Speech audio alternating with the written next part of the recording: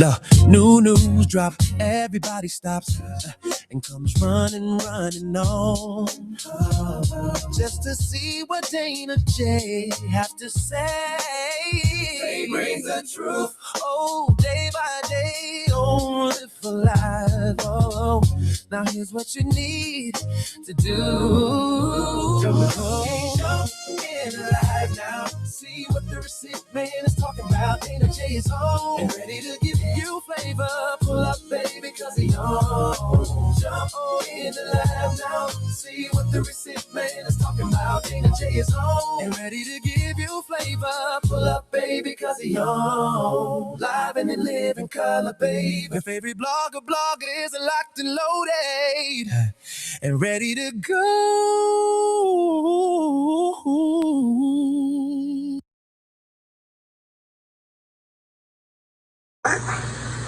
ACP, did you see this? Look, if it ain't official Dana J, Prima Donna News, I don't even want to see it.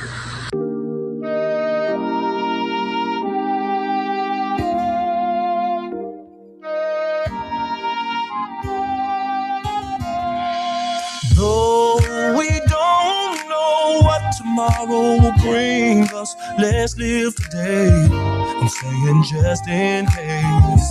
Although we don't know what tomorrow will bring us, let's live today. I'm saying just in case. Dear world, I'm writing this letter, an attempt to make things just a little better. This is about living through life's stormy weather, because the truth is that we're not gonna live forever, and that's my point. Well, let me start with my boy that's doing 15 in a joint. Man, he could hoop, but he loved the street life. Could've went pro, instead he chose the street life. He turned rapper and wrote about the street life, but still could not make it out the street life. And one day he bought a Glock. Wait, now page number 2 will take you to another block. A man and his wife can't get along, all they do is fight. Both too stubborn to apologize, and sometimes it gets so bad they hope each other die. And one day she couldn't take it no more, so she decided to run out of the door. She jumped in the car and swerved off in a rage, and baby, I'm sorry was all over his face. Oh, we don't know what tomorrow will bring us, let's live today. I'm saying just in case. Now that my homie done bought himself a gun, he stuck up some liquor stores, now he's on the run. Do anything to avoid the police, now he's strung out on drugs and life is getting deep. To anyone, he would do anything, give him the chance and he'd steal anything. Next thing he did really screwed up his life, but first let's go back to the husband and wife. Now he's on the phone with his pastor, and she's on the phone with her mother. He tells his pastor the woman is driving me crazy, then swore up and down she's not the same lady. She says, Mama, the man has been treating me so bad ever since we found out that I couldn't have babies. Then Mama says to her, girl, hold on. Pastor says to him, be strong. Oh, we don't know what tomorrow will bring, so let's live today. I'm saying just in case. Although we don't know what tomorrow will bring, let's live today. Saying just in case. Now there's a warrant out for my boy's arrest, cause he done went and stabbed someone in the chest. Man, them drugs just got him breaking all of the rules now. His face is posted up and all over the news now. Meanwhile, on the other side of town, the husband and wife are starting to break down. She says to Mama, maybe I ought to call him. And Mama said, now that's the spirit. He says to Pastor, maybe I should call and say I love her. He say, I'm sure she loves to hear it. Then she gets a call on the other line. It's the doctor saying your test results came back fine. Congrats, girl, you're pregnant. Then she cries, finally a miracle sent from heaven. Now meanwhile, the other side of town, all hell done broke loose and it's going down. Cops chasing Reginald all over town. He's running every red light and driving real wild. Now meanwhile, and this ain't fiction, here is where I need y'all to pay close attention. She's so happy. She calls her husband up. He says, I'm sorry, baby, just as soon as he picks up. She says, I'm sorry too, and I got good news for you. Steve, I'm pregnant and on my way home to you. He jumps for joy, scream hallelujah, thank you, Jesus. While Reginald is still chased by police. She takes the highway, it'll get her there much faster. Reginald on the skyway, chase lasting forever. With the helicopters right over his head, with the searchlights on him. Oh man, oh man. Now he starts panicking. Rachel's driving, so excited she's not realizing that just a block away, a man is on the run, while the husband's at home praying for a son. And the policeman is screaming, hold the car. Rachel calls her husband and says, I'm getting close. He says, honey, I'm fixing up something special in the kitchen. And at the same time, Reginald makes a stupid decision. He turns down a one-way street. Then Rachel notices this car coming and yells out, Steve, out of control, a senseless mission. Next thing you know, a head-on collision. Though we don't know what tomorrow will bring us, let's live today. I'm saying just in case.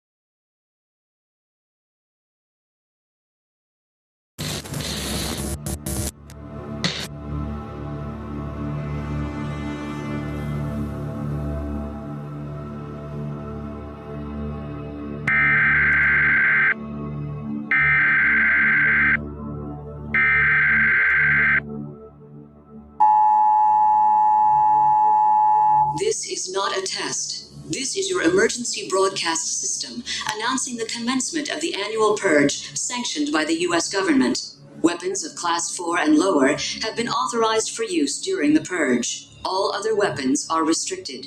Government officials of ranking 10 have been granted immunity from the purge and shall not be harmed. Commencing at the siren, any and all crime, including murder, will be legal for 12 continuous hours. Police, fire, and emergency medical services will be unavailable until tomorrow morning at 7 a.m. when the purge concludes. Blessed be our new founding fathers and America, a nation reborn. May God be with you all.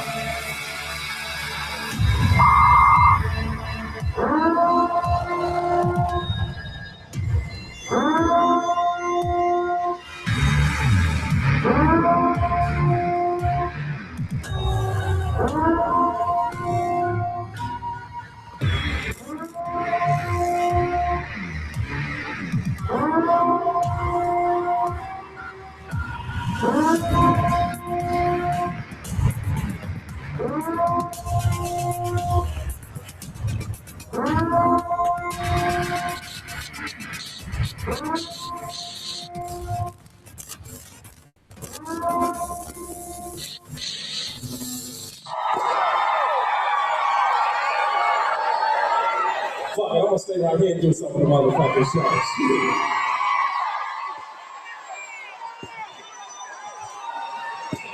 Hey, Mr. DJ.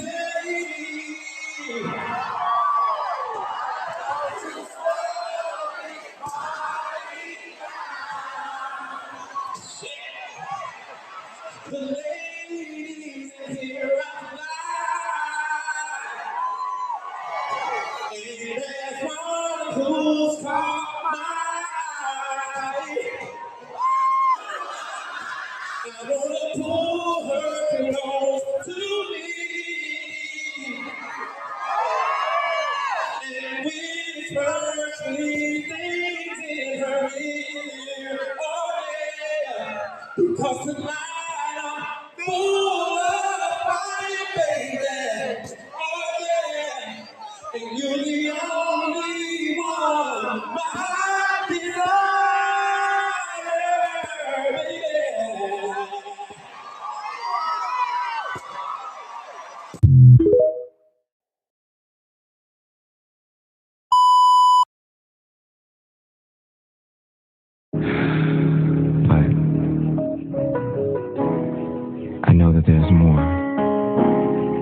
for you, more for us.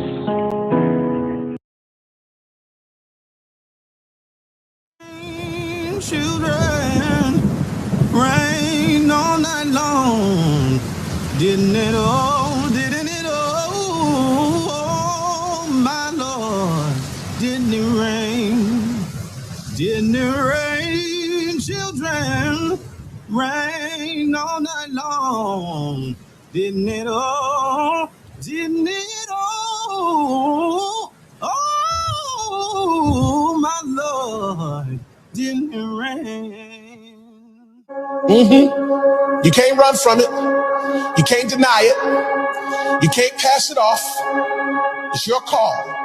God knew what he was doing. He knew who he was calling.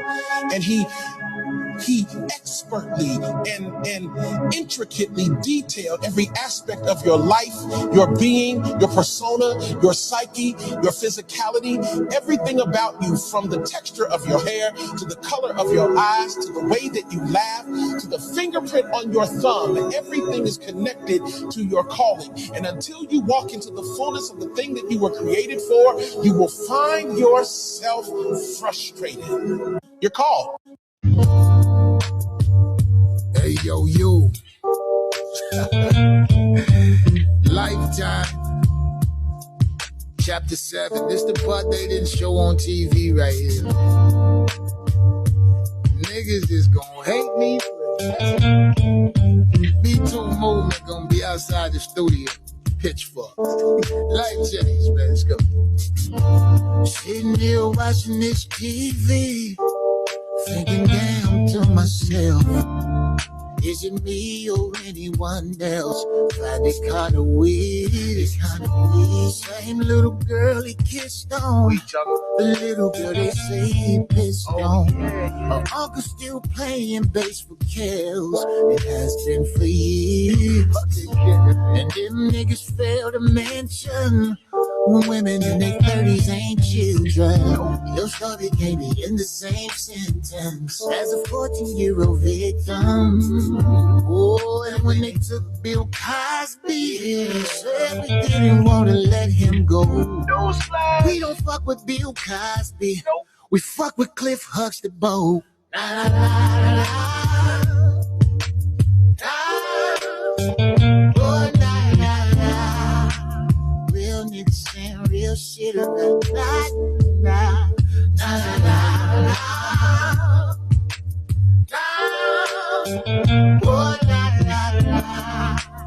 Real niggas saying real shit about that. Sitting here watching this ex-wife talk about him like a dog. Maybe he did do some of that. Maybe he did it all.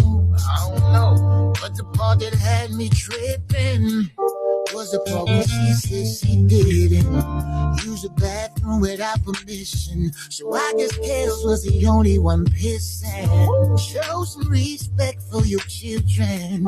Did you forget they'll be listening? That one show, Good Times, my favorite line, beans don't burn in the kitchen. No. 1/3 telling the truth, 1/3 telling a lie. 1/3 don't wanna hear that shit. We got bigger fish to fry before we die. La, la, la, la, la. Oh, la, la, la. Real niggas saying real shit about that. La, la, la, la, la. Oh, la, la, la. Real niggas saying real shit about that. There's a so-called R. Kelly, and every so-called family gotta teach girls dignity, otherwise they gonna be not seeing nothing wrong. Well, out of bump and grind, Aaliyah daddy should've beat the fuck out of R. Kelly. They wouldn't have been the second time. Where are these girls' parents at, man? She great.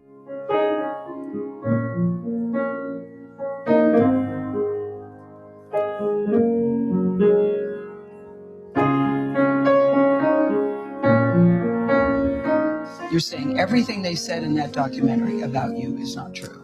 They are lying on me. You are supporting a pedophile. Nothing good about me. I'm just a child molester. The devil. Come on, guys. As long as my breath is going in and out, you know, I try to, even when I get ready to complain, I think about that and I say, you know what? I ain't gonna even say nothing. I just breathe, baby. I breathe on these niggas, you heard me? 20-some women trapped in my house in the basement in Atlanta. Well, first of all, my house in Atlanta doesn't even have a fucking basement. This is my story. The only thing I could do is say what's real and say what's on my heart and give it to y'all like y'all want it. You want the truth. The ladies are here right now.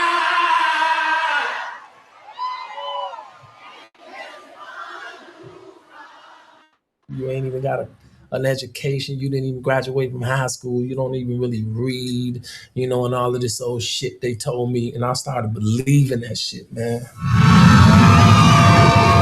But just something in me kept calling and shit. My heart was pumping this shit.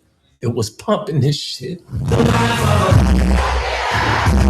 Hey fans, how y'all doing? It's your boy Kels. I love y'all. Thanks for supporting me for the last 30 years of my career.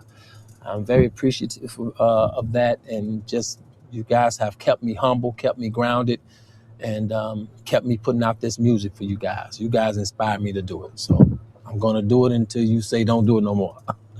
Don't say that though.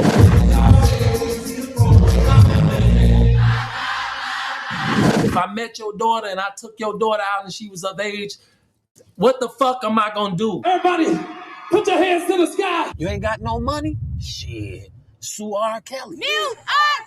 Kelly! You are controlling, that you are abusive, that you tell women when to eat, when to go to the bathroom, when they can sleep, where they can dress. I know y'all know that shit is ridiculous, but the crazy shit is motherfuckers, stupid motherfuckers want to believe this shit. This shouldn't be happening. Every level, there's another devil. Whoever you are right now looking at me in my eyes, look in my fucking eyes, okay? I don't give a fuck about this fame shit. I'm a real motherfucker. My main goal is to unconfuse the world about R. Kelly.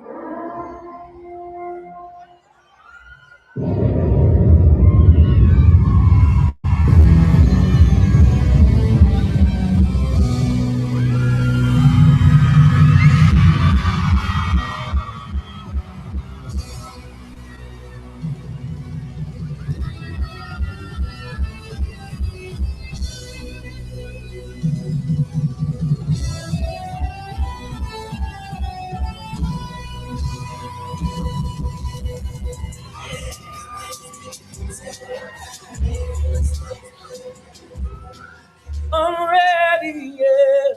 I'm ready, yeah. I'm ready to say what I feel. Keep it real. Say what I feel. You don't know me. You ain't never been in my house. You ain't never been in my bedroom. So you cannot judge me.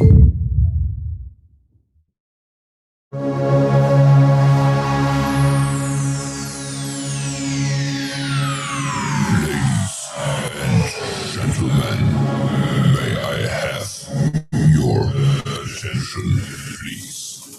The show starts in 10, 9, 8, 7, 6, 5, 4, 3, 2, 1, go.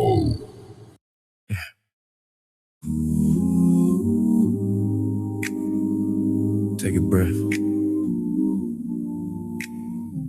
You tuned in up.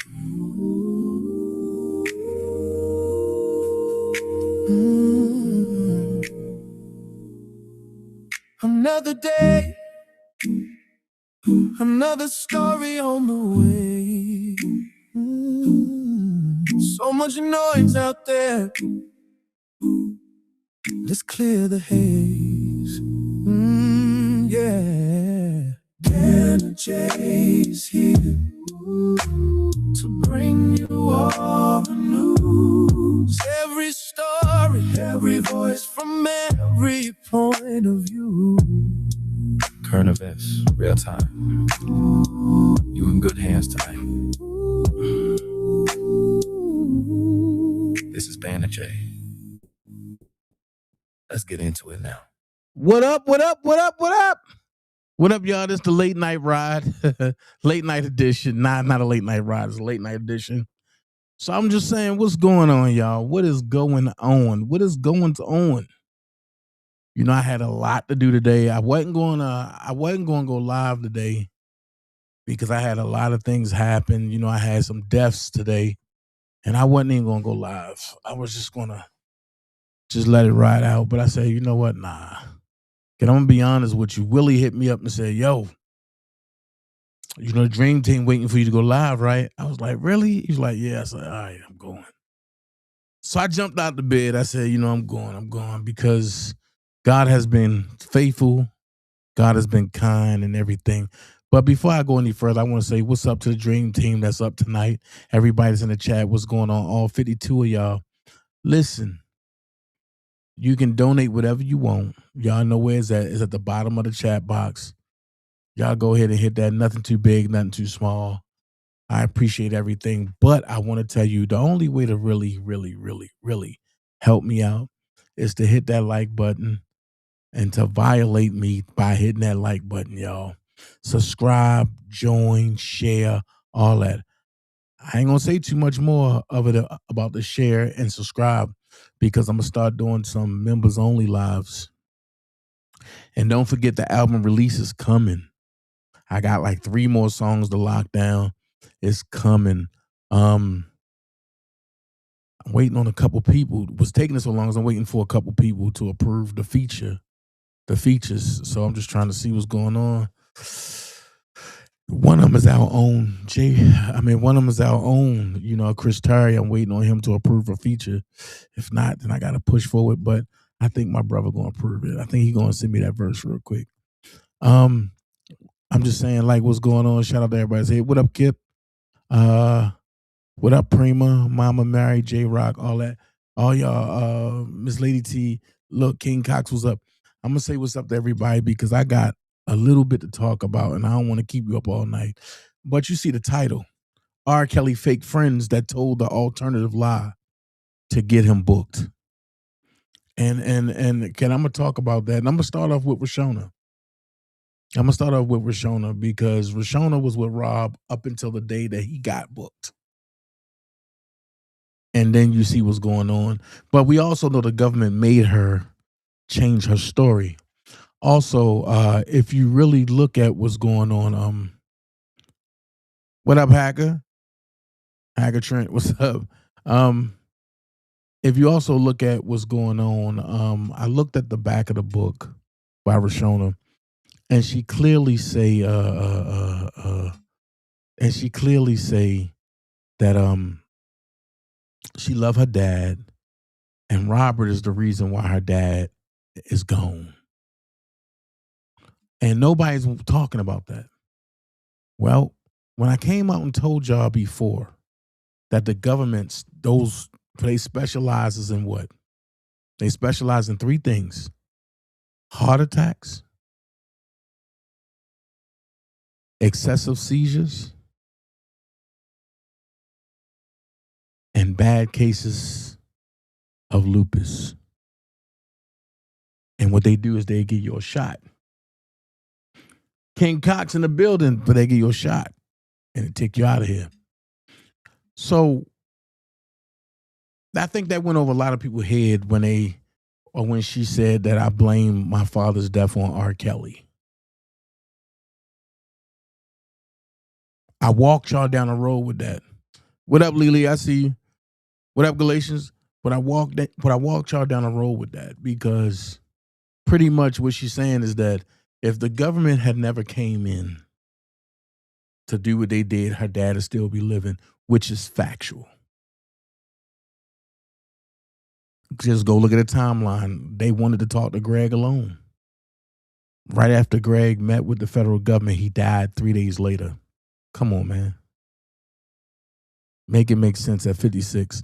But Rashona says something in the book. She says something in the interviews, but she also says something at a very special place. Uh-oh. Dana got his hands on it. Let's watch a little bit of it.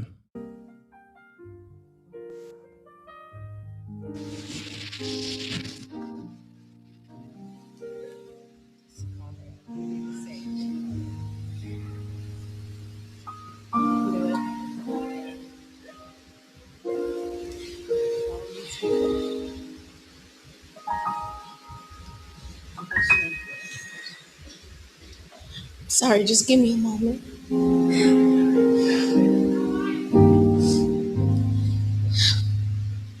Anybody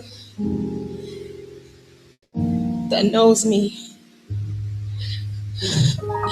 knows that my father was my heart.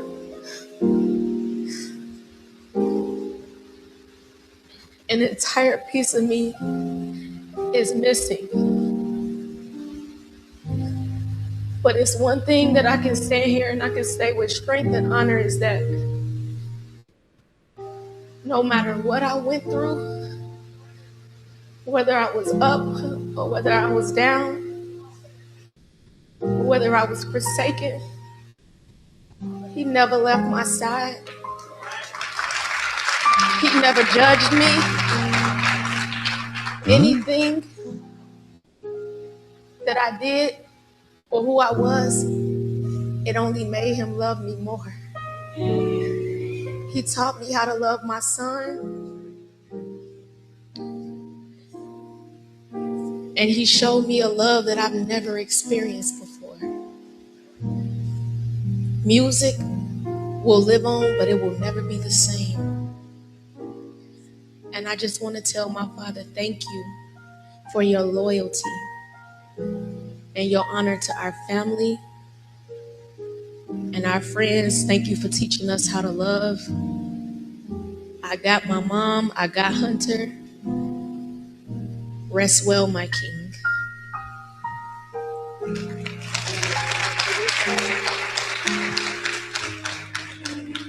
Teresa Griffin,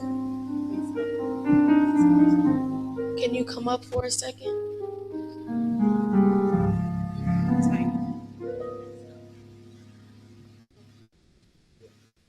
My father would always tell me really funny stories when he would be in a room practicing. I would be like, Dad, let's go eat, or we want to go for a walk. Nah, you don't understand. When I get to rehearsal, it got to be right. Because I don't know how attitude gonna be today. But she told me a very interesting story that meant a lot to me.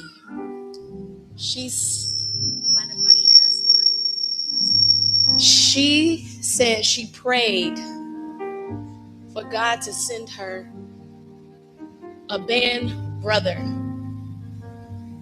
that wouldn't talk about her, that wouldn't just collect his check and go on about his day and badmouth her. She prayed for a band family.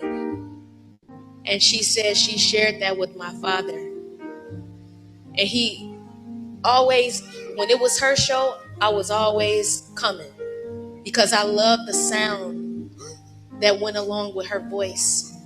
They brought things out of each other. And through this difficult time, sometimes, your family is not just your blood, but it's people that God sent into your life for a purpose. And we just want to tell you thank you for sticking by my mom's side, for all the hours you put in the last week. And thank you for giving my dad the opportunity to share music with you. And we love you and we appreciate you. And we have something in you that's a blessing. And my mom is going to need you. She's going to continue to be there. So you still have the land fairs behind you, regardless. We just want to tell you love.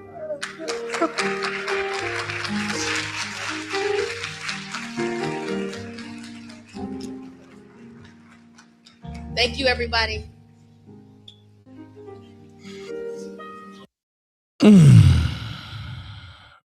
Okay, Dana, what is the point of you sharing that? Well, if you listen to what she said that her dad was her everything. No matter what she went through, he was always loyal, he was always there. But then you turn around a couple years later and put in a book that your dad had to sneak and give you food, and your dad was scared of R. Kelly, and your dad wasn't really loyal.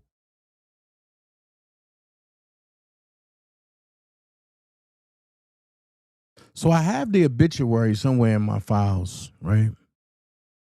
And I'm changing my files over to another cloud system. I got a lot of stuff, y'all. And can I be all day trying to find it? Because I didn't label it like I never do. In the obituary, she states, I want to give a special shout out to Robert Sylvester Kelly, aka R. Kelly. You helped shape the voice of my family, and we will always love you. And I'm paraphrasing, and we will always love you. We wish you were here to share this special moment with us. But in the back of your book, you say the reason why your dad is not here is because of R. Kelly. Um, and Brianna, hit me on my email. Hold on, I'm about to put it in there. Hold on. Hold on.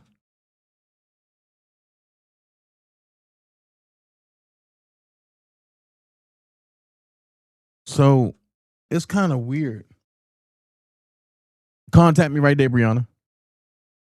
It's kind of weird to really, I don't like playing people's funerals, but I just had to listen to the words that she said and how her words is everywhere.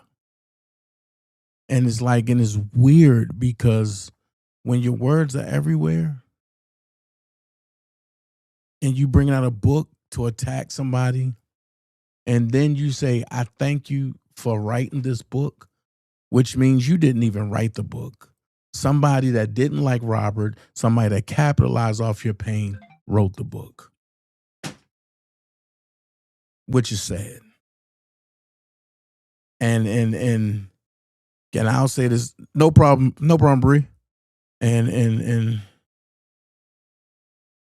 it's weird because people have to understand that we have people every day that smile in our faces and don't give a damn about us.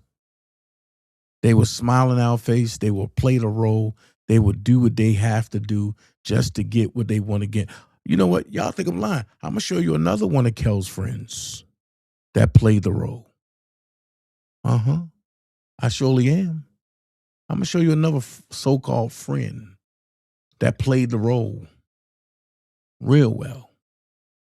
Mm-hmm. Mm-hmm. Check this out. They took Rob. They'll eventually. They always go after one or two of their own. Look what they did with Harvey Weinstein and Weinstein. So they'll find some reason to go after somebody else of theirs. They have to throw in a token every now and then to make it seem balanced. Let me address something that people have been asking and people have been saying. First of all, I don't have any of fucking Rob's music or his memorabilia or his gold records for sale any fucking where. If I was gonna put shit out there, I would put it on my platform, nmebuild.com. Why the fuck would I make somebody else some money when I got a platform I can put it out there on my own? I'm not about that shit. I'm about making sure we keep the money within, not giving it to somebody else. So I don't have shit on eBay. Whoever's lying and saying that I do not.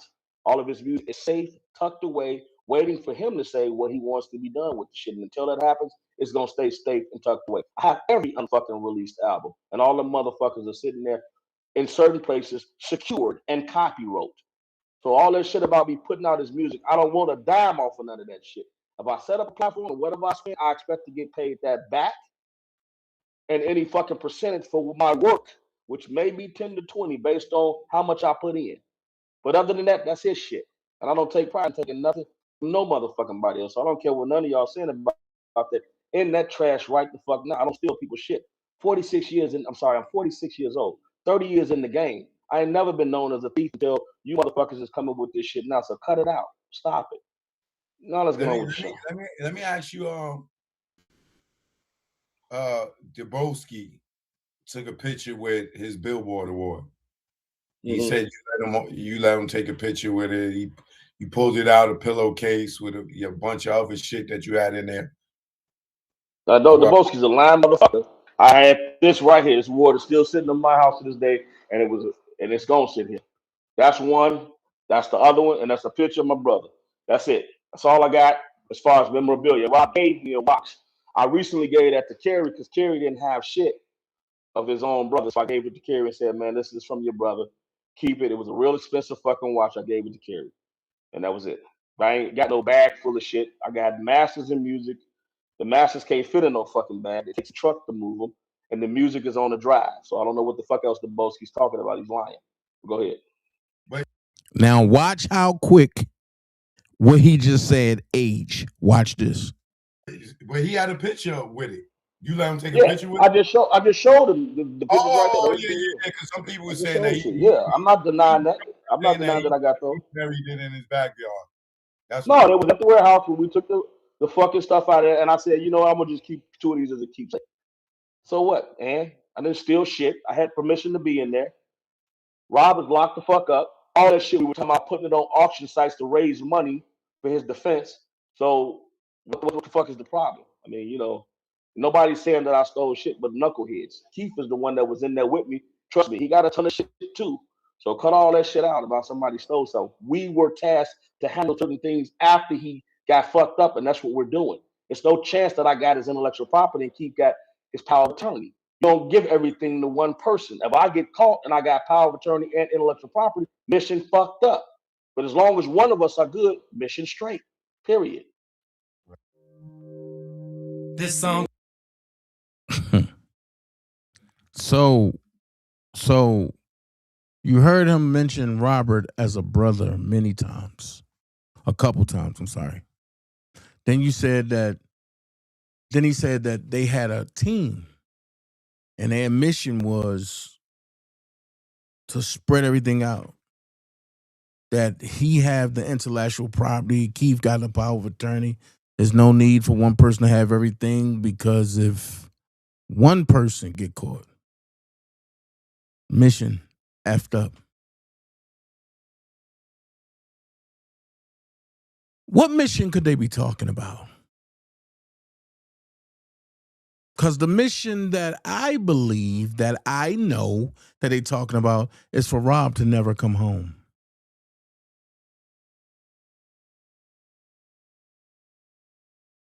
See what I'm saying? The mission, Lily asking good questions. Why do he have his award? No, nobody knows. But like he said, it's a group of them. Don, Keith, Santee, and June Barrett. I find it funny that Don comes home from jail with the feds. And 2 days after Don come home, Santee gets locked up. And his charges are touching a minor.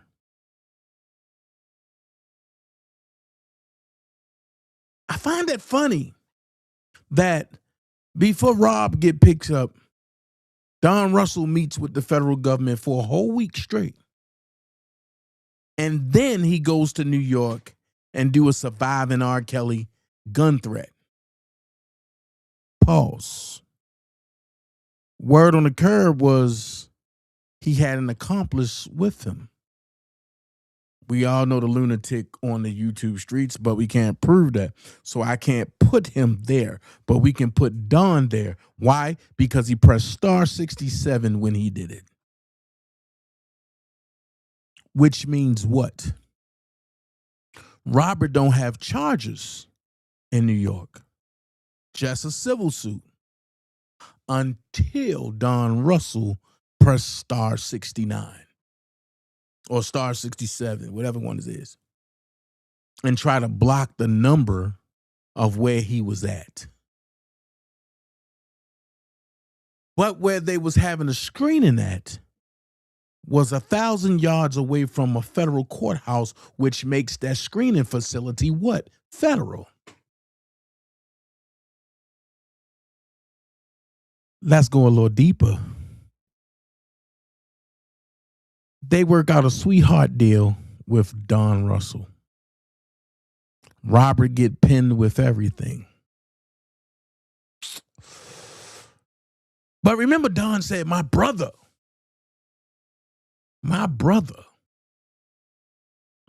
R. Kelly, we gonna make sure he good. I'm gonna tell you this. Every time Bo Brinley miss a date with this new court case, it's because he have not been paid. Now, who's paying him? I'm gonna let you think about that. Y'all should know who the money man is, so you can put two and two together yourself. I'm not calling names. You just heard Don call names. But it goes a little deeper. And I told you about people that'll bite you in your back, right? Well, get your popcorn. Let's watch this.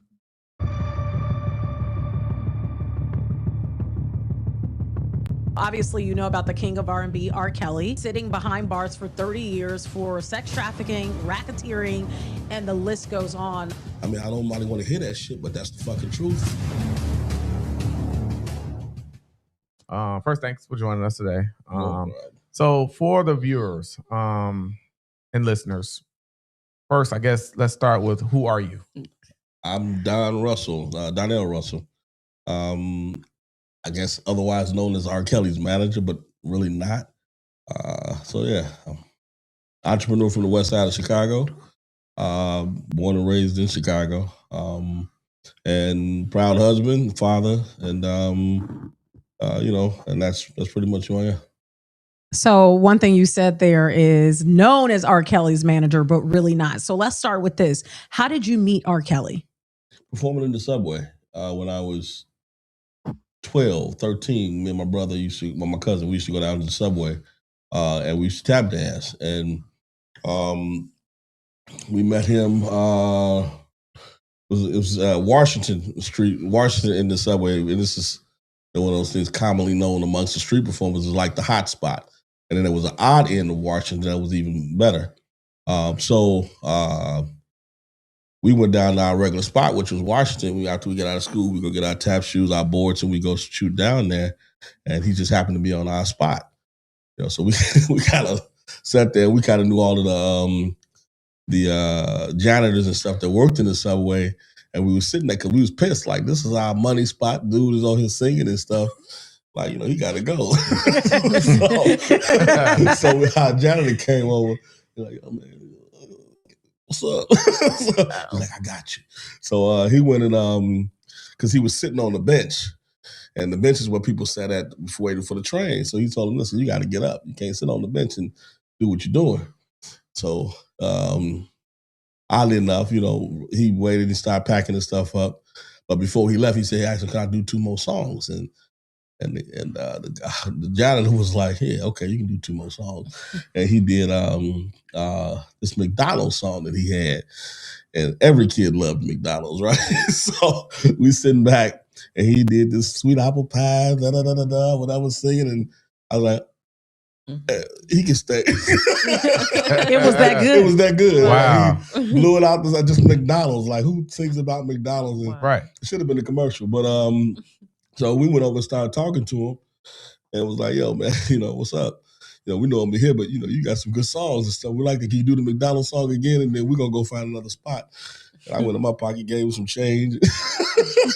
Wow. And we went to another spot and that was it. So he didn't stay down that long, probably about a year or something. His tenure lasted in the subway.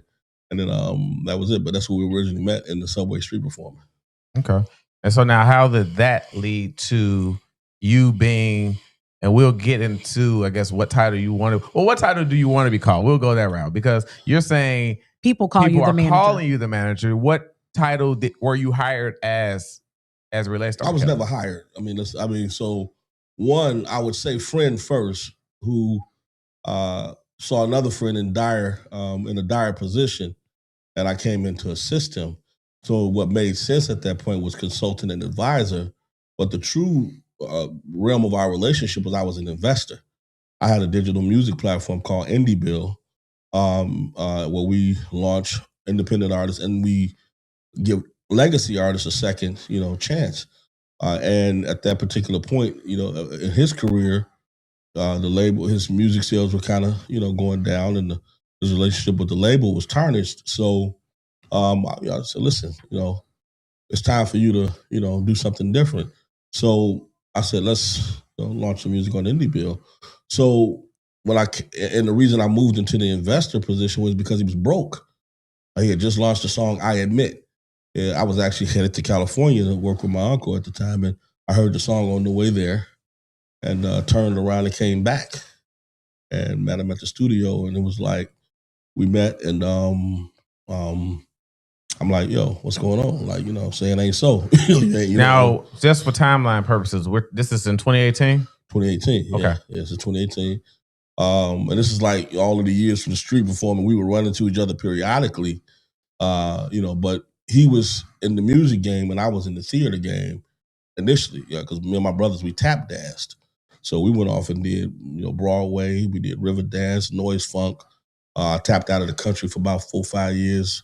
Amsterdam, Sweden, Switzerland, Denmark, and then came back, and tapping was becoming a pain. Like my knees and all that stuff was, aching, because I did a lot of high energy stuff, flipping and stuff like that. So I went to California, where I settled there and kind of got behind the scenes in the music business and television, stuff like that. And that was it, so we kind of knew each other in passing because we were in the same industry, which is entertainment, but our careers were miles apart. I mean, he was on the way up the mountain, and I was kind of, on the hill. It's different. So, that's essentially, where it all began. And but that was the familiarity that we had with each other, was that good old brothers from Chicago, from the West Side, from the subway, and that's like a brotherhood. I mean, so anybody who makes it out the subway to do something big that's a sensation, especially to the other person. So when I heard the song "I Admit" and had heard in 2018 when he lost that he didn't own any of his music and stuff like that, I was like, how did that happen? Now I've been in my career, I've been A&R over at Sony, A&R for Universal, MCA, and I've owned a recording studio. I produced artists, I managed artists. I've had a very extensive career in the music industry by this time. I'm like, well, there's only several ways that could have happened. So let me go back and question him and see where he actually sits at, in that little, whatever took place. So, I drove back to the studio, and we had a, Q&A session right in front of everybody. And he was looking around. He was getting his hair cut. He said, hold on, man. I ran into your brother. And I was like, yeah? I ain't seen my brother in years. He's like, yeah, he had a real important message he wanted me to deliver to you. And I was like, really? And he was like, yeah. And he was like, let's go in the back. It's kind of private. I don't want none of these guys knowing. And I was like, okay. So I'm going to the back, close the doors. He said, man, I ain't seen your brother. He said, but I needed to get you away from all those guys because you were talking a lot of good stuff, and I didn't want them to know nothing about what you were saying because I don't trust none of them. None of the people in that front there, I don't trust any of them. So I was like, so what's going on? And that's when he broke it down to me. He was like, I don't own nothing. You know what I mean? It's like, Rob, how the hell did you get into that position? You know what I mean? He's like, well, about a month ago, everybody walked out on me and they left everything and they left me with nothing. I don't know what to do. I can't read. I can't this and all this stuff. I don't know how to figure this stuff out. And I was like, Oh, okay. So I said, all right, well, listen, I got a team, company. We do technology. I've got lawyers, everything. Why don't we unravel and kind of structure everything to see what things are? So that was the beginning. That day, literally in the studio, it was a 3-hour meeting between me and him in the studio. He said, I'm one, you two, and that's it. I was like, okay. So the position that I left out of that was consultant and advisor. Okay. It wasn't manager, any of that stuff. It was So let's back up a little bit. I heard you say that you came in investment wise. So, and if you don't want to share this, but how much did you actually invest? Roughly about a little bit over 300,000. 300,000. Okay. And in what way? So he had so the first thing that we had to do was we had to get. He was going through that moment where Sony was in the process of, releasing him from the terminating his contract from the label, and there was money owed there. So we had to bring in lawyers to kind of shift through that. Then there was people who wanted him to tour, but he had no way to get out on the road because both his buses was broke down. I mean, he was just literally in that kind of a financial. He didn't even have a bank account. He had no bank account, no ID. People around him was leaving and they were stealing things. I mean, and that was part of the plot and the agenda for a lot of the folks that left out. They knew what was going on ahead of time as far as his lifetime thing. So they left with memorabilia or whatever they could take. And that's what happened. So when I got to him, he didn't have, I mean, literally, I was at his apartment. And I'm like, we sitting down, we talking. He's like, man, that's all the money I got to my name. And it was like $300 in singles sitting, on next to the bed. I'm like, you kidding me? I'm like, come on, Rob, stop playing. That's it. And I was, so I had to go. I have shareholders for my company, and I had to authorize writing, my check. So I gave him some cash for his pocket. By that time, we had started getting a lot of his bills and things of that nature in, and started going through stuff to see exactly where he was, and everything was behind. So his studio was almost $1 million behind, and it was a lease to own. His rent was 3 or 4 months behind.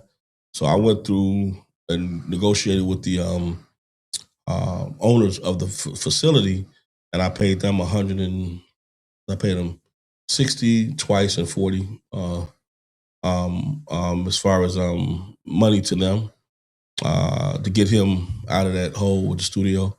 And then I paid to get his buses back fixed because neither one of the sprinters worked.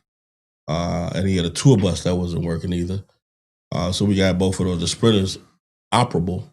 And then he had a Friday night listening party that he used to do every Friday. And I sponsored that. My company sponsored it because I thought it was advantageous for us to do that because putting the banner up at an R. Kelly listening party was good, and he would be launching his next couple of albums on our platform. So I thought it made sense. So so we invested in hopes of getting a return from that investment had he launched those 2 albums that Sony released him with. He owed those to Sony, but they said they didn't want them. They openly said that, but that's not contractually what they did.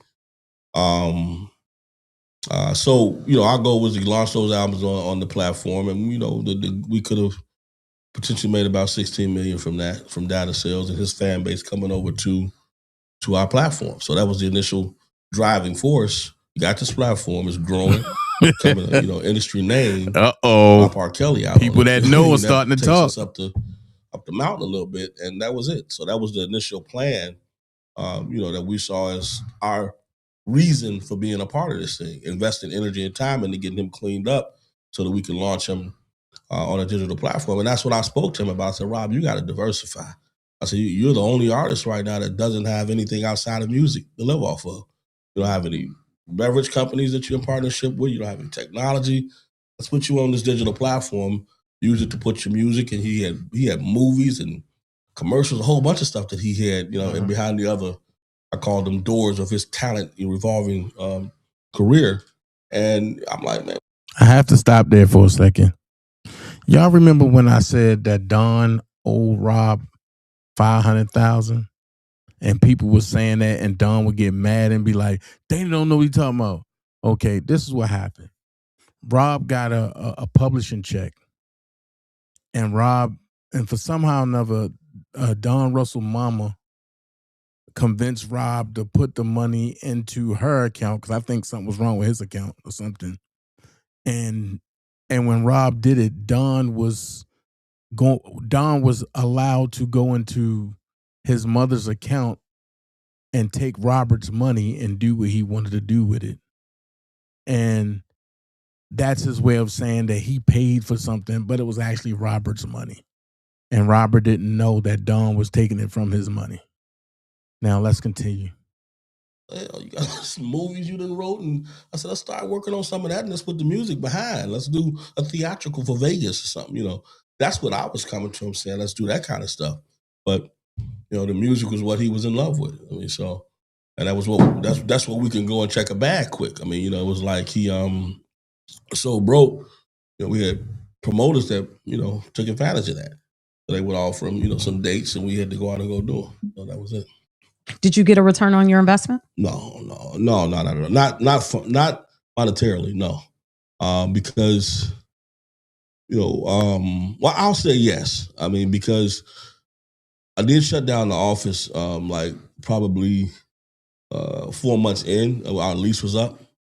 COVID was kicking, and one of the investors that's one of my investors, he wanted to meet him, and I said, okay, I'll arrange a meet with you guys. And we did a cigar sit down at the studio. We all smoked cigars, drank cognac. They laughed with him for hours. And when he left the meeting the next day, he said, Don, listen, I hear he's losing his studio. And when this wasn't because he was losing it because of the money, because we had called him up and had an arrangement with the landlord. The city wanted him out. This is when the city came through and all of that stuff, right? They said, tell him fuck the studio. So we're fast forwarding. What year are we in now? Same year. Now, this all. Okay, let's clear this. I was only around 8 months. Okay. I'm done by then. So by 2018. So from 2018, you literally were only around 8 months. That's it. Okay. By a year, I was definitely done. Okay. So it took about a year. It's like, you know, when you're breaking up 4 months, 4 months, you know, is what you together 8 months, 4 months of it is breaking up. So, and then I had staff that was still working with him on certain things too. So that lingered while I went back out to Cali. But yeah, we're talking about within an 8 month period. Because I mean, we wasn't in there to be friends. We in there to make money. I mean, I got a company I'm running. I'm the president CEO of my company. You know, this is a diversion that we thought would work in the form of if we get in here and this guy launches his music on our platform and other intellectual properties on our platform. That's like, you know, that's golden. You can't pay for that. So that was our driving force for, you know, investing quickly. And this is the king of R&B. A lot can be done.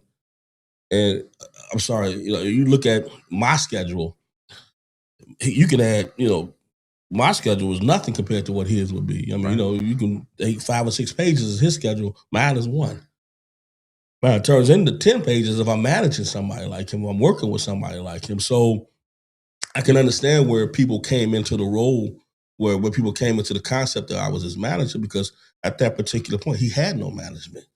His manager was Henry Mason, who had abandoned him pretty much and was stealing money from him. Prior to that, it was Artie Pabone. Prior to that, it was Daryl McDavid. And then before that was Barry Hankerson. At that particular point, everybody had abandoned him. So I was essentially doing the job of management, but I was not his manager. So it's interesting you're saying that, because if he had no manager, everyone is pretty much titled you as his manager. I mean, pretty much you were his manager. Well, no, because see, what's the difference between what you were doing versus what a manager would be doing? Me taking on responsibilities because there was nobody in place is one thing. A manager gets paid to be manager. He gets 20%. I ain't getting nothing. I'm spending money. I'm investing. Well, initially in new artistry, you know this to be true because you're in the industry and R. Kelly wasn't new at that particular time, but you might as well say he was new because he was broke. So you're coming in trying to revive his career. You saw an angle, you saw an opportunity, you executed, hoping that you would get a return, which in essence that is management. No, it's not, because one, he was still under contract with James Mason as his manager, so that would have been a conflict. One, James could have took him to court anytime. But no, I mean, that's me stepping into something that I shouldn't be doing. If I'm general manager and we can't, and your goal is to, get this thing going and moving down the road, but it's stopping because there's nobody sitting in this handling these things. You don't let the machine not go forward because these things are not being attended to. You find a way to get those things done so you can keep moving forward. That was more of it for me. It was like, okay, this shit here ain't getting done. And I'm tired of going in my pocket to pay stuff that, if we get this stuff figured out, it could pay for it. And the it is, where's his royalties going? Where's his publishing going? Because that money coming in on a quarterly basis would cover him. And then it would get out of my pocket and back at his, and I could cover things that moves the mission forward. And his daily bread is already taken care of by his earnings. So he had no one securing or even knowing where his earnings were going. They were going so many different places. So that's why you're saying you were a business consultant. Yeah. Okay. So we'll go with that. That's your title, business consultant. So now let me ask you this before we fast forward. Was there a written contract? No, never. So how did you think, or you just basically was what, shaking hand type of agreement, or as far as you recouping your money? Well, so I'm recouping my money from my platform. I mean, I own the platform. So I mean, if I put his album out, I mean, you can put music out on Facebook right now and don't have an agreement with them. They're gonna still make $20 million off you, or something close to it, because they sell your data. They get advertising because of you and your fans that come and they engage and they sell all their stuff. So I wasn't giving a care about this. Just put the music out on our platform. You're gonna continue to be you. We're gonna be us. And when these people come in to access your music or your intellectual property, we get all that data. And we mine the data, and not only we mine it, we get advertising because of the data, because of this new influx of fans that's coming because R. Kelly's on our platform. And if he's on it, then guess who else? He's gonna bring some other people on it. Some other folks are gonna come. So that's what we. That was the initial. So let me ask you this: prior to R. Kelly, were there any other major names that you were involved with business wise, or was R. Kelly your biggest client? Oh no. I mean, I've been in. Yeah, I mean, I've had. Well, let me rephrase that. R. Kelly was the biggest person that I personally worked with at that capacity, meaning all in. I mean, this is somebody we can. It's like getting the Jay-Z or somebody like that to, promote your brand. You know what I'm saying? Him, if he drinks this one day, that's it. It takes off, right? So that's how. So he was the biggest person at that point that we did have our hands around that would promote the Indie Bill brand. Now I've worked with tons of artists. I can go down the list of A-level artists. I mean, I don't keep them in my head because but B.B. Winers, Michael Jackson, Luther Vandross. I've produced Kid Rock, Steve Harvey, Bernie Mac, associate producer on both of their shows. We go over the theater. You talking about Gregory Hines, Savion Glover. I can go on and on. I mean, I went from a kid that did theater at the highest level and came back and went to LA and dived immediately into the music business because that's what was cracking. My manager was Dick Scott. Dick Scott managed New Kids on the Block. They managed LL Cool J. He managed Maurice Starr, who had New Edition. Y'all worked for his company. So Dick would take me, because he didn't know what to do with a tap dance and my music thing wasn't as strong then, he would take me to meetings and I would be like his gopher. You know what I mean? And he would, essentially, say, son, get your briefcase, the older guy. And I want you to drive me to this meeting I got with Norman Lear, or whoever. I'm saying just some of the biggest names in the world. So I would show up in a suit, get in this car, drive him to the meeting, carry his bag in, and he would tell me to go sit over there and don't say shit. And I'd be like, okay. And he would be in a room with some of the highest names in the industry, and they would be making deals like, right here sitting at this table. And they would be like, Dick, you're an old guy. J-Rock, what's up, J-Rock? And it would be Norman Lear here, Lucian Grind sitting right there. And these are names that if you're in the industry, you know who they are. Right? And he was like, man, I'm telling you, this is going to be a fucking hit. It's going to be great. And he would call me, come here, son. He would whisper some shit in my ear. And sit down, which basically says sit down and shut the fuck up. And I'll be like, okay. And they look over like, where did he just get from him? So they would think Dick's ideas was coming from me or somebody young like me. So then he would get the job or the investment capital because they thought he was plugged into the youthful, the youth. And we were feeding him stuff and he was feeding it to them. So I got in a lot of rooms with some of the top names in the industry. Right, Joe? I mean, you can tell on a daily basis. You have, Dark Child will call me one day, Barry Gordy the next, Kerry Gordy, Barry's son the next day. He was the first person that there was an opportunity for me to have a company that I owned, have a business relationship with that person. I'm an entrepreneur, fresh in the game, technology, moved over from entertainment to technology. And my first client could potentially be R. Kelly. That's pretty good. So that's from where I was coming from. What's up, DJ Amazing? That's why I was so committed to making it happen because what up, bro? What kid gets that? And I started thinking maybe God introduced me to this guy in the subway just for this moment to happen. Me to get this technology project to a certain point where we're ready to launch it off. And I just happened to know R. Kelly, who needs somebody like me at this moment. So that was the whole gist of how I looked at the partnership and what drove my energy to making sure we were just as accurate and as on point as I felt he should have been. I'm looking at the King of R&B. I'm not knowing that he was handling his A-level career like he was still a street performer. I didn't know that. You had to get in there to see that this shit is a hot fucking mess. Can't see that from the outside. Like a beautiful woman walking down the street and you take her home and she start taking off her hair and she got 15 fucking kids and shit. And you're like, you should have told me this before we got naked. You know what I mean? It's like, you don't do that. So that's 8 months. 8 months was your time with R. Kelly. Yeah. And within those 8 months, you acquired all of these charges. Right. You go from being seen in the public as a manager to, quote, an intimidator, almost like a mob boss for R. Kelly. How? 8 months? Because I didn't cooperate. Break that down for us. Well, before that, let's talk about the charges. Because I think that's relevant because I know the last interview you did at that particular time, you had charges, and this was with Tasha K. Probably a little over a year ago now. Yeah. And at that time, you hadn't been convicted of anything. The charges were pending. Right. So talk about the charges, and then we'll go into what you were actually found guilty of, because that's why we're here today. So what were the charges? Well, they've sentenced you to 20 months in prison, and they're saying for stalking an R. Kelly victim and her mother. And then they also go on to talk about the Facebook page that was created, Surviving the Lies, and also an Instagram account, Surviving the Lies, right? I never had it. Okay. But at least the Facebook page. Yeah. And the posting of new pictures on there, text messages, etc. Well, that's not even... See, that's all a lie. Because first so of all... So you didn't do any of this? No, Facebook doesn't allow... So what were you charged with? Well, what she stated was what I was charged with. Okay. It was interstate stalking, and then the other one was the venue.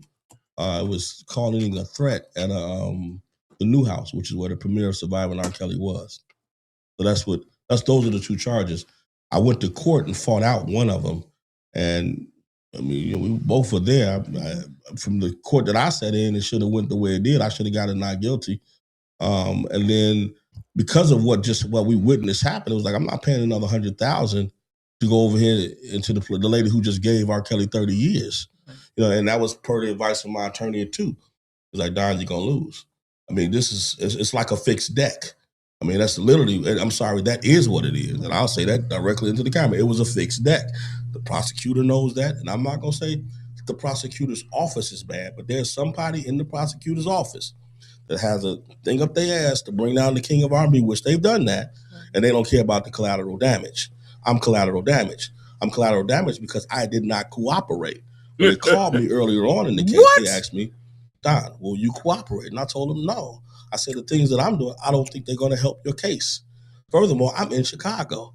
How the hell do I look in Chicago going against this dude? And you see what's happening right now. It's like, it doesn't take a rocket science, and I'm going to be getting threats and all type of shit. If I I have a problem with anything. And the things that I had researched at that time were still unclear. We had not completed our work. we were finding out a lot of stuff about what was going on with his royalties and who was stealing stuff and all this shit, but it wasn't complete. We're talking about 8 months. I mean, so my team got in, we were working every day to unravel this hornet's nest of shit that was surrounding his career. You got to get through all that before you figure out what happened. Now, let me pause that and interject for a second. You hear him say him and his team was trying to unravel everything for R. Kelly, right? But then you heard Kip come out and tell you directly what was going on. Now, the question would be for Kip is, do Kip even know this guy? See what I'm saying? I can do the semantics, I can do the theatrics with you all day. Excuse me. But the question is, if you was there to help Rob, right? Me and you wouldn't have got into it in the gym because Rob wouldn't allow that. If you was there to control whatever, you and Kip probably would have been working hand in hand. However, I find it funny that you, Don, you went in with Keith and Santee to take the Masters of 12 Play Fourth Quarter album. And you said Keith got some stuff too. But during that time, Rob wasn't dealing with you. So Keith had to go behind Rob's back and bring you in to make it a team. Or you must have been working with Keith the whole time to make it a team. I'm just trying to put things together. I'm not saying that's what happened. I'm just trying to put it together of what makes sense to me. Because during that time, Rob was locked up. Rob didn't like you. And Rob told you to your face in the gym, but he was going to slap the shit out of you if you keep playing with him. And that came out of Robert Sylvester Kelly mouth.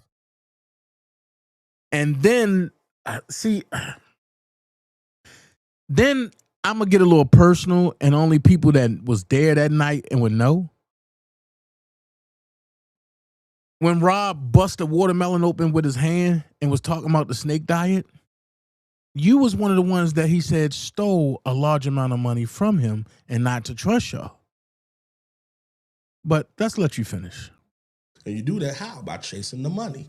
You follow the money. Wherever the money's going, chances are you're going to find some truth out of it. You looking for money over here, you're going to run into 10 other things before you get to the money that shine the light on the truth. And that's let me ask you, not to interrupt you. Mm-hmm. Okay, we're talking about the feds. This was a federal case. Mm-hmm.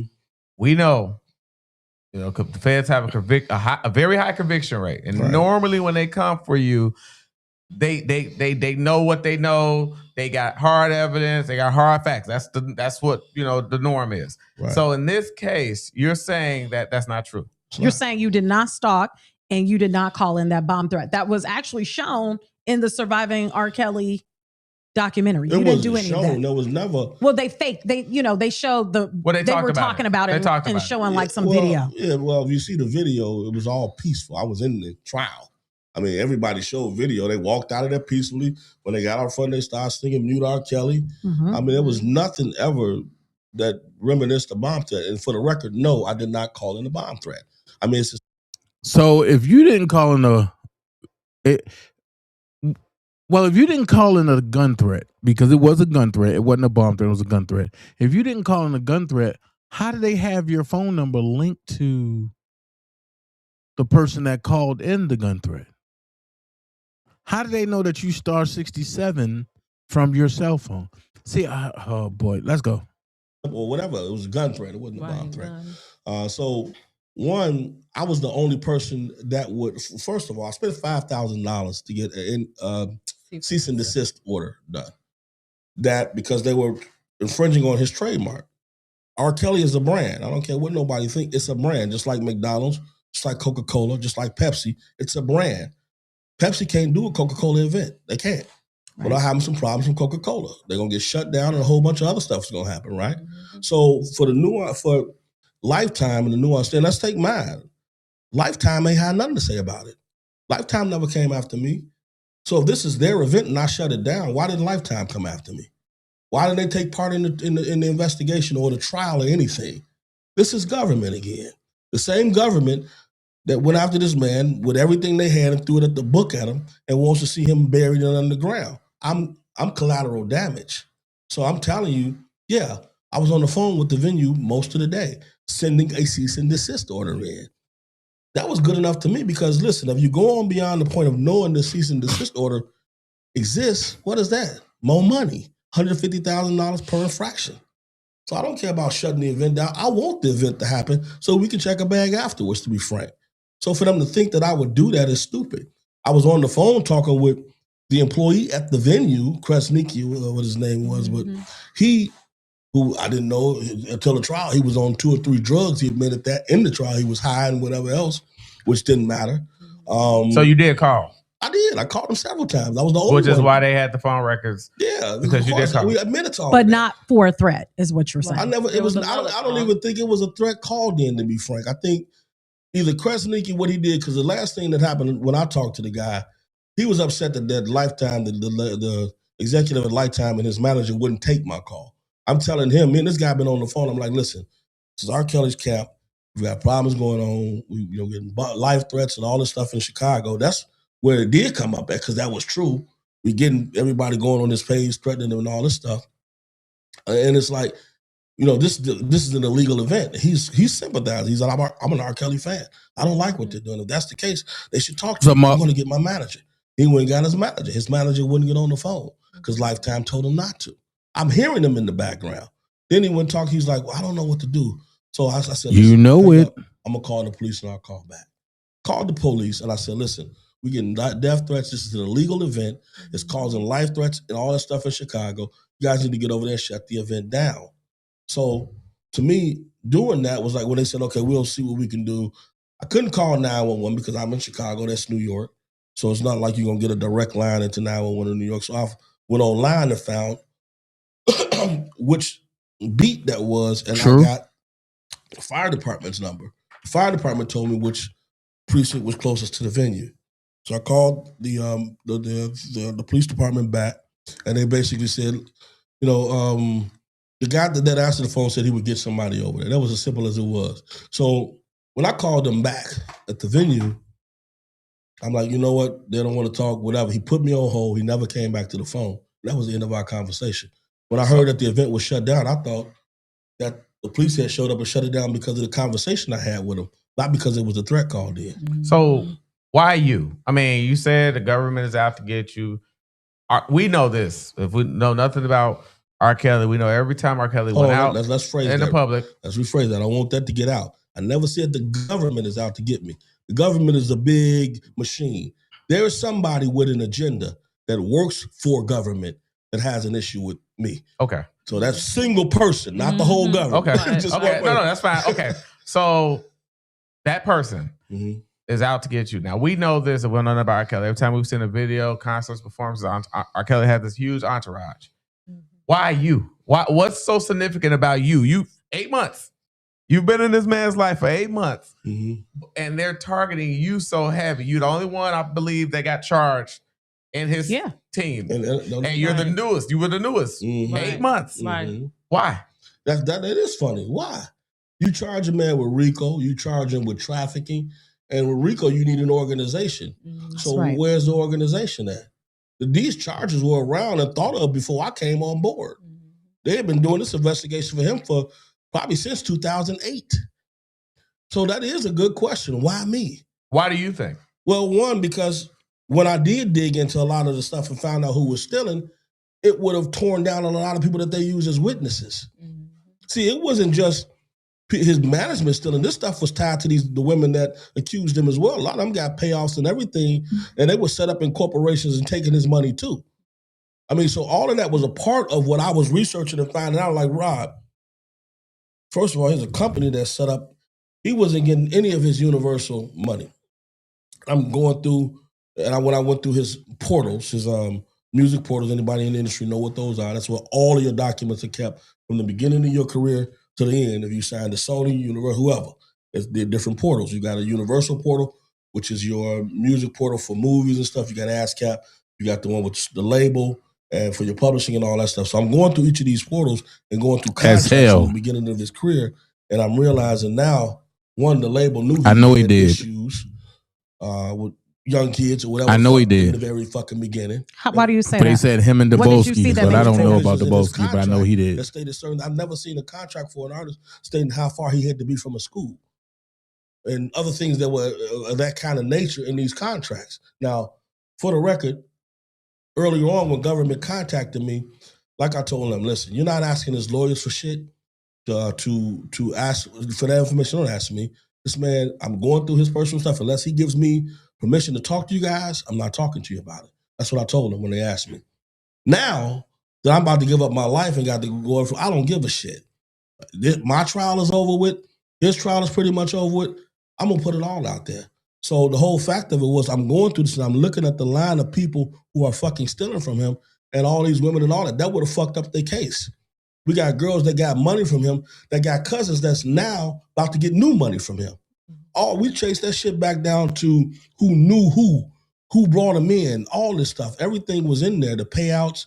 When you go through the portals, they had these companies that they would set up. We would Google, we would search the state for who owned the companies, and they would be registered to people who was in his management, or there was somebody who was a wardrobe person. Like, why the fuck are they getting paid a portion of his Universal publishing? So in the beginning, I thought it was just stealing, like somebody was stealing from him. Like, this is fucking horrible. I've never seen no shit like that. I mean, I've never seen the amount of contracts for one artist that he had with all the fucking provisions about, what he couldn't do, how close he had to be from proximity for this. If anybody in his entourage was under this age, they would drop his contract. It was some of the dumbest shit I've ever seen. But because they knew he had these issues from the beginning, they added those in there to save their own ass in the event that something happened.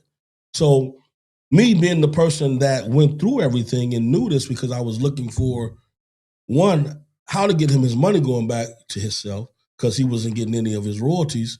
Two, once we cleaned that up, now we can get the label out the way and the only output for his music distribution platform for his music now, I own it. So it made sense for me to do that. But in doing that, I uncovered a lot of shit that I wasn't trying to find out. Such as? I mean, you can go back any. Well, before we get into that, let me ask you this because you said this and I don't want to forget. You said that management knew he had issues, he had problems. Yeah. Did you? No. What you mean? Problems like how? Did you know he had issues with kids? Hell no, hell no. You never saw anything that let no you signs. know that he liked little girls? Nothing. Fuck, in 8 months. First of all, I wouldn't have been around nobody like that. That's some bullshit. I mean, that's beyond hard. I mean, somebody, no. Fuck no, and hell no. I've never seen anything that, and trust me, when I went in there and I started hearing about shit, I started paying closer attention. I didn't see anything that reflected him having an issue with young women. Now, I came across something later on that directly told me he did, and from that point, it was like, I'm done. I was out of the shit. I mean, but no, in the door, no, he was the perfect fucking, it's like you going on a date with a motherfucker. So in 8 months, so in this 8 month span, you never saw any underage girls, I'm not even gonna say women. Girls. You never saw any underage girls around him in his entourage. You never saw any underage women, girls in his camp. No, never. But what did you uncover that made you say he has a problem?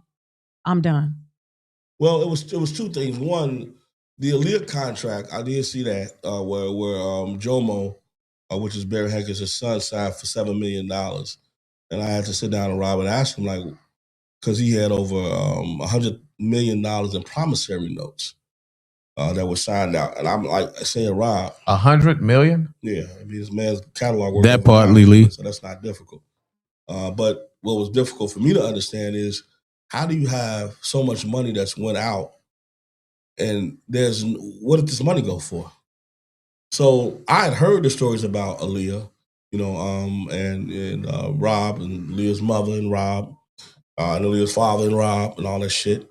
And it was like, at this particular point, I'm like saying, okay, Lifetime Drama's out. I'm starting to get heat. I've been now announced as his manager and shit. Me and him are sitting down and we would have these weekly, sometimes bi-weekly, sometimes twice a week meetings where I would go and say, listen, this is the shit that we got to deal with. This is what we uncovered. You know, and I didn't think the rabbit hole was as deep as it was. It was like, you know, you look at it thinking, okay, we clear up his royalties, we do this, we get the motherfucking whale back out into the ocean, it can swim. But, you know, you start digging down this shit, and with his, it was just endless.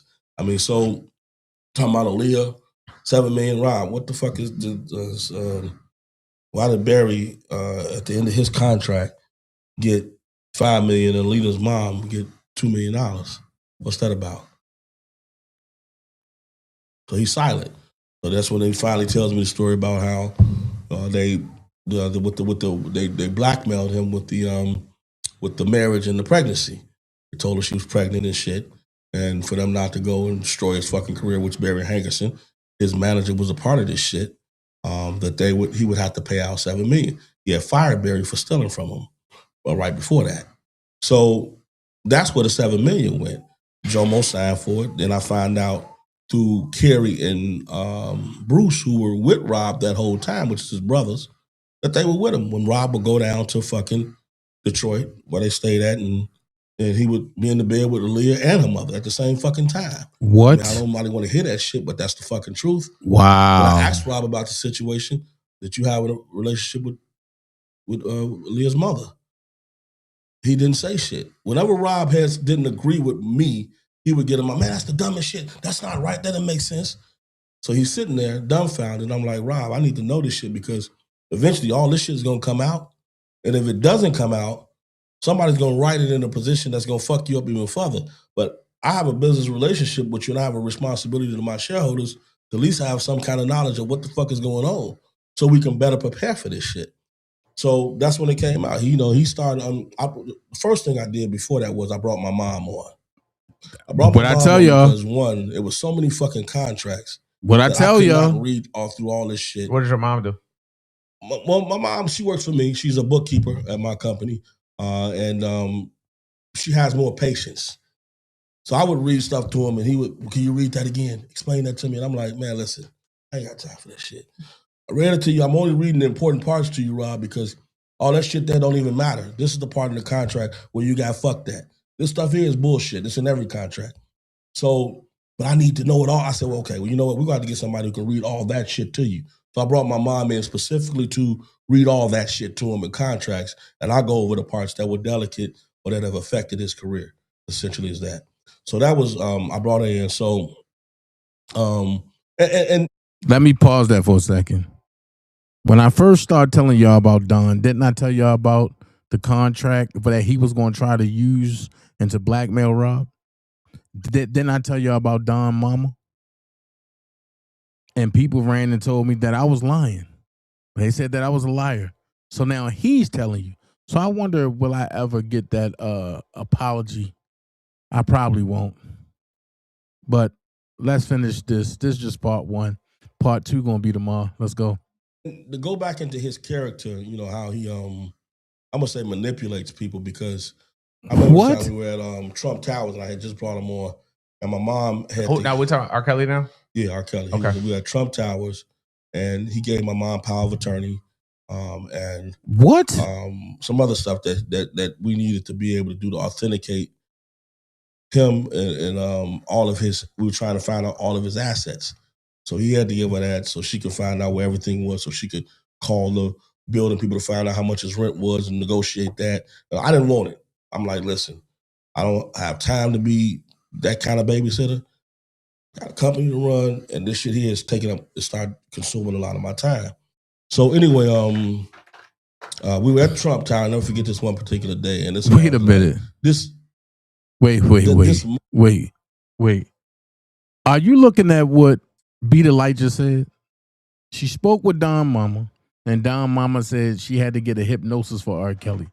Shout out to Laverne. Thank you so much for the 20 piece. I appreciate you, Laverne. And we keeping it going. Let's go. Down the road, it stood out just how he plays people. We were sitting at the table, and he was signing an agreement. And my mom was like, "You have to sign your whole." You know he was the mole, Lee. That's why he had your birthday twin to say that I was the mole. Robert, and he stopped at S, and he started looking around, and I'm like, "What, you don't want to sign it?" And she looked and was like, oh. She wrote out on a piece of paper, Sylvester. So he was acting like he didn't know how to spell his fucking middle name.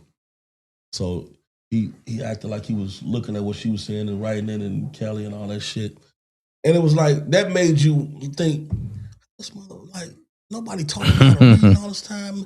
Like, they did this shit so they could take advantage of him. You know, that's how I started feeling like I gotta protect him in the beginning. Like, man, this is some bullshit. They didn't teach the guy how to spell his fucking name. So I mean, they was doing that so they could take money from him. That was the initial thought that I had. You know, so I'm gonna put that thought away until later on down the road.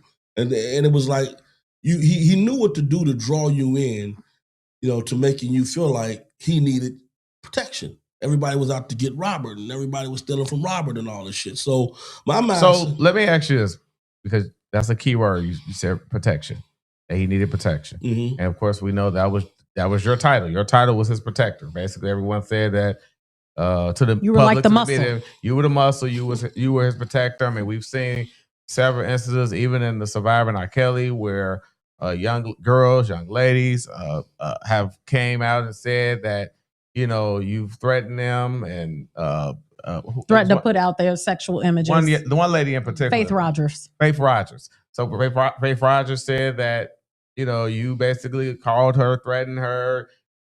You know, I mean, so her mother. And her mother. So none of this was true. So let me tell you how that happened. No. So how would I don't know none of these people. I have no emotional connection. So you don't know Faith Rock? I know who she is now because she's suing me for $50 million. Right now? Hell yeah. Mm-hmm. Hell no. So why would I be, looking at Faith Rogers or any of them? I mean, these are all, to me, contracts that were coming in where they were trying to sue him. That's all.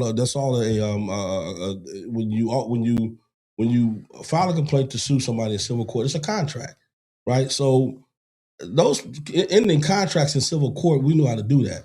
I mean, you know, it's a contract. You don't consent to the contract, you send it back. You know. So what happened was, in the event of FR, because I'm in litigation, because we can't say the name. I can't. Y'all can. Yeah. FR. I remember him. This happened between him and my mom. I had nothing to do with that. By this time, I was more like, this is when I'm sort of winding down because there's a lot of shit that's not adding up now. So he sent. It was a Lydia Hills, an attorney, who sent a demand letter for $250,000, or else we would take this to court. Yada yada yada. We got so many of those. There was another chick, Heather Williams, who she was suing him and Jay-Z. It's supposed to be on the Best of Both Worlds tour that both of them, she just had a judgment actually came in. So these are contracts, and now he's sitting all these contracts down, and it's like, we're looking at them like, this shit is way beyond anything that we ever thought about getting into. I mean, my mom would talk every day like, we got to pull back. Like, this is not the fuck we thought. It's too crazy. And the reason we felt like it was crazy is because of him. It's like, dude, we sitting here, and I remember going to the studio one day like, Rob, fuck this Friday night shit. It's not getting you nowhere. And it's bringing in people that you don't know what their intentions are. You know what I mean? It was bullshit. Friday night, what do you mean? He would have. Every Friday he did a listening party down in the studio. I'm like, it's bullshit. Secondly, you playing ball every day. You told me you don't trust none of these motherfuckers. Why are you investing so much energy into them? Get me a fucking conference table and a whiteboard so we can sit down at the fucking studio, change the VIP into a fucking office so we can work. Because I'm sitting here with cramps in my fucking back at a bar right now. What up, BJ? Computer on my fucking knees, and it got uncomfortable. Like, you know, so fortunately my office wasn't far from there, but I would have 2018, Lily, 2-3 hours. Like, I'd be in the studio all night with him, going through shit, trying to position things, asking him questions about whether this is true. Do you know this person? Do you know she sued you? You know this is going on? All these things. He's like, no, I know this. He just seemed dumbfounded to a lot of his fucking business shit. I'm like, this is a man who just had the career that we all fucking wanted and literally just treated it like shit. Like, he didn't give a fuck. Like, now, I just want to dig into the studio, and we can come back to what you're saying, because they brought that up in the Surviving R. Kelly video as well about the beds and the different rooms and the buckets and the buckets. Lie. None of you saw none of that. That's a lie. He had an apartment on one side of the studio, and then in the front was a foyer where he hosted all of his Friday night things. So you never saw the second floor was another apartment. Wow. The apartment on the first floor was Wow. for whenever his girls wanted to come down and hang out over there while he was making his music or whatever be the case. And then the front of it was where the bar was and the music and all that shit and the big TVs. And then on the second floor was where his apartment where he lived at. He had a room where he had a massage table and shit set up and a piano. He had another room that he slept in. He had another room that he showered in. He had another room with clothes and stuff. But that was it. So no rooms with women, girls, No. in it, none of that. So you said something that I want to go back to. You Go guys ahead. are talking about his first studio. That's Nah, Battery Don Studio. and Larry can't stand That's each where that other. shit existed at. And we could talk about that. So that was true. Just not at that studio you were a part of. So listen, what I've heard from the horse's mouth, and it's two horses in this scenario. One is Who's the Rob. horse? One is Robin. The other one is the young lady that was a part of that scenario, of the young girls that was a part of the whole Battery Studio situation. So I heard it directly from a young lady who was a part of that scenario, and she told me that there were rooms, and every one of them had. It was like they had rooms with bathrooms and shit like that, and he had 5 main girls, and every last one of them were underage, and they had their room, and then outside there was women just dragging throughout the hallways and shit, and there would be another room. Oh boy. So look, that's part 1. Part 2 gonna be tomorrow. Part 2 gonna be tomorrow. And part 2 is like an hour and 20 minutes long. So like I tell everybody, do not meet me on the channel tomorrow at 1 p.m. Beat me on the channel at 1 p.m. All right? Love every last one of y'all. You don't have to be great to get started, but you have to get started to be great. Be someone important. Be yourself. And elephants don't swat flies. Be the light. I hope to see you tomorrow because I'm opening up the panel. And we're going to have a discussion. And the panel's open to everybody. But I just had to share some things that I'm working on. And I needed y'all to hear the lies and why Robert got booked in New York. That's why I say sometimes it's good to travel alone. Sometimes it's good to be alone. Sometimes it's good. You know what? Gank that. Yeah, tomorrow. Yeah, tomorrow I'm gonna do it. Tomorrow I'm gonna do it. Tomorrow I'm gonna do it. Tomorrow I'm gonna do it. Tomorrow I'm gonna do it. All right. I thank everybody for joining me on this late night. But for Don Russell and all the friends and all the haters. This is not the type of tea I want. It's over for you. This is not the type of tea I want. It's over for you. So I want to say thank everybody for joining me tonight. For everybody that came, that donated, that just watched, that hit the like button. I appreciate all of y'all. And I ask that you join me tomorrow. With that being said, Dana J about. Now y'all can go to sleep. Peace. Sometimes a misty rain that gently touches my soul. Feels just like fire shut up in me. Yeah, simply lose control. Oh, rain down, follow me. Let your love just fall like raindrops, rain. Follow me. Oh, rain down, follow me. Let your love just fall like raindrops, rain. Follow me.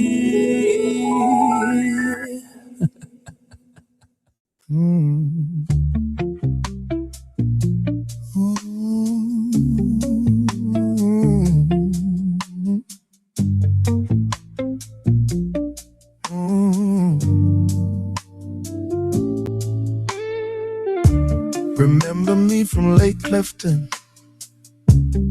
Eastern High School.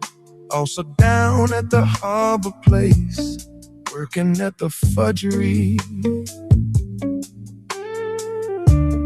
I was always singing at the Jeter shows. That time was so special to me. There's so much more to Ding or J than what the eye can see. I want you to know I love you. I want you to know I need you. Where would I be without you? Nowhere, nowhere, nowhere, nowhere. Feel it in my music, along with the stories I bring. I'm never gonna lose it in no way, no way, no way, no way, no way.